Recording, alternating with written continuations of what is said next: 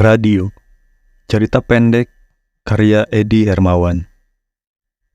Berawal dari kegemaranku membaca karya-karya istimewa dari Chairil Anwar, sehingga aku mulai belajar untuk menulis puisi. Menulis sangatlah membingungkan bagi aku yang awam tentang sastra, tapi seiring waktu berjalan, hari demi hari mulai menikmati dan hanyut dalam proses merangkai kata-kata. Ternyata sudah banyak puisi yang kutulis selama ini, tetapi hanya disimpan untuk kunikmati sendiri. Dan yang menurutku paling bagus, sesekali di-share di media sosial. Nama sosial mediaku, Dio Bramastio Wira, sesuai dengan nama di KTP. Teman dan keluargaku memanggilku Dio. Hari itu, hari Kamis pukul 9 malam, ada yang sedang kutunggu-tunggu. Sebuah rekomendasi dari teman tentang stasiun radio yang rutin membacakan puisi yang dikirimkan via email langsung oleh si penulis. Acaranya setiap hari Kamis pukul 10 malam, kata temanku. Waktu telah menunjukkan pukul 10, siaran telah dimulai. Aku hanyut, terlena, bahkan seperti terbang di antara rangkaian kata indah yang dibacakan si penyiar radio. Ketertarikanku muncul, pada akhirnya kukirimkan salah satu karyaku yang berjudul Larut Dalam Kesepian. Sebuah puisi yang menceritakan tentang seorang pemalu yang kesepian, yang menghabiskan waktunya di dalam kamar, minum kopi, scroll video, sesekali menonton video pembelajaran public speaking. Kali ini, karyaku tidak dibacakan oleh penyiar radio, karena terlalu menikmati siarannya sampai tak sadar bahwa sebentar lagi acara akan berakhir. Jadi, aku tidak kebagian giliran. Siaran itu hanya berlangsung 1 jam. Singkat waktu, seminggu berlalu, siaran itu mengudara lagi. Hari Kamis malam pukul 10:03, aku segera mengirimkan karyaku. Pukul 10:17, akhirnya puisi itu dibacakan. Larut Dalam Kesepian, karya Dio Bramastio Wira. Begitulah kata pembuka saat puisi dibacakan. Piano berdenting lembut, rangkaian kata mengalir teratur dari mulut penyiar radio yang memang sudah sangat lihai. Tepat pukul 10:20, puisi selesai dibacakan. Sementara itu, karya-karya yang lain sedang mengantri menunggu giliran untuk dibacakan. Salah satunya adalah karya dari seorang perempuan bernama Ayu. Disinilah peristiwa unik mulai terjadi. Layaknya seorang penulis handal, perempuan ini menulis puisi dengan cepat sebab karya itu harus terkirim sekarang dan harus dibacakan sekarang karena di deskripsinya tertulis pesan untuk Dio Bramastio Wira. Ini adalah puisi balasan untuk Dio Bramastio Wira, balasan untuk puisi yang telah dibacakan tadi, kata si penyiar radio. Pukul 10:27, puisi segera dibacakan. Puisi itu berjudul Jangan Berlarut-Larut Dalam Sepi, karya Ayu, kata penyiar radio. Piano berdenting lembut lagi, kalimatnya lebih indah dari puisiku. Di dalam salah satu bait puisinya, perempuan itu berkata, buka jendela kamarmu, tataplah langit malam, di sana ada bintang, bulan, dan awan yang bergerak. Sebenarnya kau tidak kesepian, ada aku di sini, juga sedang menatap langit yang sama. Seperti itulah puisinya, sangat indah kata-kata perempuan itu. Aku sebagai laki-laki single, hal yang ada di pikiranku adalah aku ingin bertemu. Perempuan misterius bernama Ayu itu semakin dalam ada di kepalaku, menjadi inspirasi puisi yang kutulis selanjutnya. Sulit untuk mengungkap tentang perempuan itu, rumahnya di mana, umurnya berapa, seperti apa parasnya, semua menjadi misteri. Siapa kamu Ayu? Bahkan aku sempat mengirim email kepada penyiar radio untuk meminta alamat email perempuan itu, dan tidak ada respon. Aku sudah menduga hal itu, tapi setidaknya sudah mencoba. 1 minggu berlalu, menjadi tidak sabar menunggu siaran radio itu mengudara lagi. Berharap dia ada membalas puisiku lagi. Seperti minggu sebelumnya, aku mengirimkan karyaku dan dia membalasnya.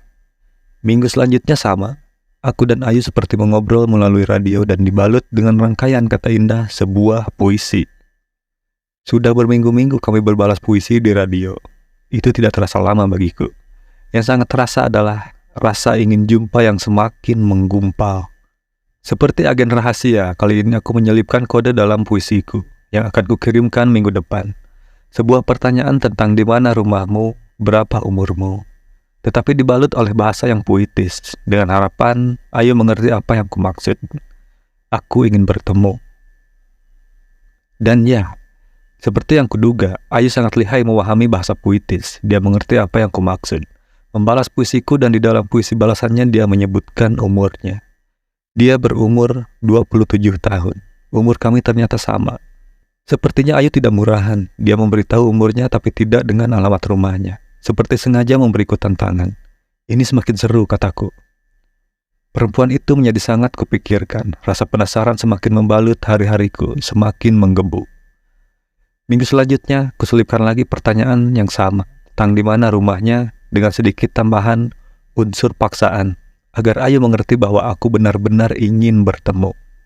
Sekali lagi, tetap tak lepas dari bahasa puitis. Karyaku dibacakan lagi. Aku menunggu. Tak terasa berlangsung 1 jam. Kali ini, Ayu tidak membalas puisiku. Kepalaku mendadak hening. Tatapanku kosong. Hanya ada pertanyaan. Kemana Ayu? Minggu selanjutnya dia tidak hadir. Minggu selanjutnya lagi dia tidak hadir lagi. Untuk menghilangkan rasa kekecewaanku, aku berpikir mungkin dia sibuk dengan pekerjaan atau apapun itu. Tapi ini seperti bom waktu. Tiba-tiba nama perempuan itu meledak di kepalaku. Susunan kata-kata puisinya berputar seperti tornado di telingaku, menghempaskan kekecewaanku hingga berhamburan di dalam kamar. Namanya menempel di dinding, di atap kamar, bahkan di langit. Bintang-bintang menyerupai namanya, mengingat bahwa dia pernah menyuruhku menatap langit kala puisi pertama itu. Sial, aku jatuh cinta kepada bayang-bayang. Aku merindukan kepada sesuatu yang belum pernah ada di mataku. Untuk menyudahi kerinduan ini, akhirnya aku datangi stasiun radio itu untuk meminta alamat email perempuan misterius itu kepada si penyiar radio. Mungkin akan direspon jika bicara secara langsung. Singkat waktu, aku telah mendapatkan alamat emailnya, dan tanpa basa-basi, aku langsung meminta alamat rumahnya melalui email tersebut. 3 hari kemudian, emailku baru dibalas. Dia memberikan alamat rumahnya. Senang rasanya mengetahui bahwa dia ternyata tidak jauh. Beda kota tapi hanya berjarak 4 jam. Besoknya aku datangi rumah perempuan itu. Sesampainya di rumah itu, lalu kutekan bel. Permisi, kataku. Senang rasanya bahwa sebentar lagi misteri perempuan bernama Ayu akan terungkap. Seseorang membuka pintu lalu keluar seorang perempuan yang terlihat masih muda, dengan muka datar keheranan layaknya bertemu dengan orang asing. Dengan siapa ya? Tanya perempuan itu. Saya Dio, kataku. Oh, yang kemarin minta alamat di email ya? Betul, kataku. Temannya Kak Ayu? Tanya perempuan itu. Iya, kataku sambil terbata bingung karena tidak bisa mendefinisikan hubunganku bersama Ayu. Saya Sinta, adiknya Ayu, kata perempuan itu. Oh, adiknya, kataku sambil merasa canggung layaknya seorang pemalu. Bisa bertemu dengan Ayu, kataku sambil merasa tidak sabar. Sebentar ya, ucap Sinta sambil masuk ke dalam rumah. Lalu Sinta keluar dengan memakai hoodie berwarna abu dan mengenakan sandal. Yuk, ucap Sinta mengajak sambil berjalan menuju luar rumah. Kita mau kemana? Kataku sambil bingung. Kak Ayu ada di sana, jawab Sinta sambil terus berjalan.